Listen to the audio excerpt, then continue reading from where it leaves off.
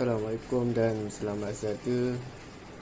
Kumpulan kami terdiri daripada saya, Ahmad Zakir bin Ramli, Nur Haji bin Ishak, Muhammad Ifan bin Mahmudin, Nik Muhammad Aziz bin Muhammad Zaki dan Muhammad Alif Izwan bin Mat Disa akan membentangkan tajuk berkaitan pertanian pintar nadi pembangunan. Sebelum kita kupas dengan lebih lanjut, kita akan ke bahagian pengenalan terlebih dahulu.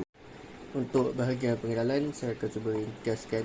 Seperti yang kita tahu, Malaysia telah menyaksikan pertumbuhan ekonomi yang pesat selepas kemerdekaan, terutamanya selepas Tun Mahathir memperkenalkan industri berat pada tahun 1980-an dan 1990-an.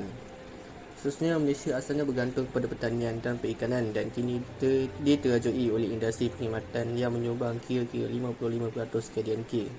Selanjutnya, berikutan pembangunan industri dan perkhidmatan tempatan, sumbangan sektor pertanian Malaysia telah merosot. Seterusnya, penanaman komoditi menduduki kedudukan yang dominan dalam pertanian tempatan kerana nilai komersialnya yang tinggi. Dan yang terakhir, Malaysia belum melakukan perubahan berstruktur berskala besar yang didorong oleh revolusi pertanian pintar atau pertanian pintar untuk menyuburkan semula bidang ini. Contoh pertanian pintar adalah robotik pertanian yang digunakan untuk tujuan pertanian. Bidang utama penggunaannya adalah untuk proses penuaian.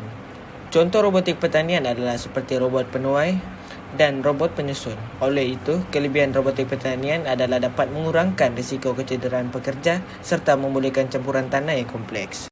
Seterusnya, pihak kerajaan telah memperkenalkan dasar iaitu Dasar Agro Makanan Negara 2021 hingga 2030. Terdapat 3 elemen dalam dasar ini. Yang pertama adalah Dasar Sekuriti Makanan Negara 2021 hingga 2025. Yang kedua adalah Dasar Agro Makanan Negara.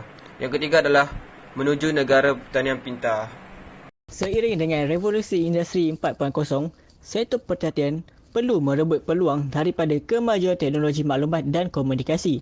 Kegiatan pertanian secara manual wajar digantikan dengan proses automasi.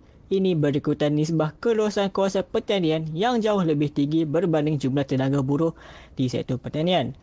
Pertanian pintar mampu memanfaatkan negara melalui mobiliti modal dan diversifikasi dalam pertanian. Kemajuan dalam bidang pertanian adalah perlu kerana ia dianggap sebagai pelengkap kepada sektor yang lain dalam membantu pembangunan negara. Kesimpulannya, Malaysia harus mencontohi negara membangun lain seperti di Australia, China, Thailand dan Singapura. Pertanian pintar membolehkan kita mempelajari ilmu pertanian baru dan terkini. Agensi kerajaan, swasta serta petani perlu melihat kepentingan penggunaan teknologi terkini IR 4.0. Itu sahaja permulaan kami. Terima kasih semua.